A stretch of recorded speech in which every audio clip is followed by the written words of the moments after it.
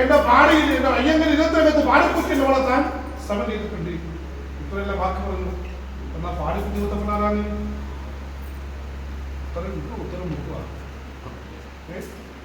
മുത്തപ്പന്റെ പാടിക്കുട്ടികളുടെ ബന്ധം എന്താണ്? എന്നെ പൂർത്തിയ വളർത്താവാനുള്ള പാടിക്കുട്ടിയുണ്ട്. പെറ്റമ്മയല്ല, സന്താനങ്ങളില്ലാതെ കളിക്കുന്ന പാടിക്കുട്ടിയമ്മക്ക് സന്താനമായി തിരിച്ചവനാണ് സാക്ഷാൽ മഹാദേവൻ.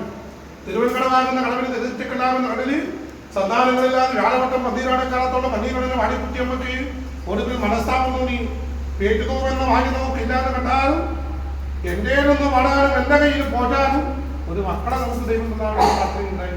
അന്ന് വീട്ടുക പറയാതെ കണ്ട് പാടിക്കുട്ടി ബോധ്യവനാണ് ഈ ദൈവം അല്ലേ.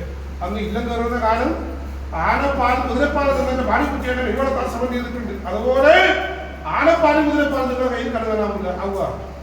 മുത്തപ്പ വന്നാൽ പടിഞ്ഞാറ്റി വന്ന് കൊടുക്കാം. ആനപ്പാലും കുതിരപ്പാലാവുക.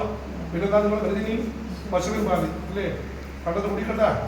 പൈതങ്ങളെ ഇതിനെന്താ വർണ്ണം?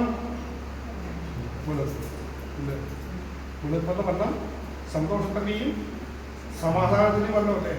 എന്നാൽ നിങ്ങൾ നിർമ്മിച്ച കാര്യത്തിനകത്ത് അനേകം വിഷമയങ്ങൾ ദൈവം കാണുന്നതെന്ന് പറഞ്ഞ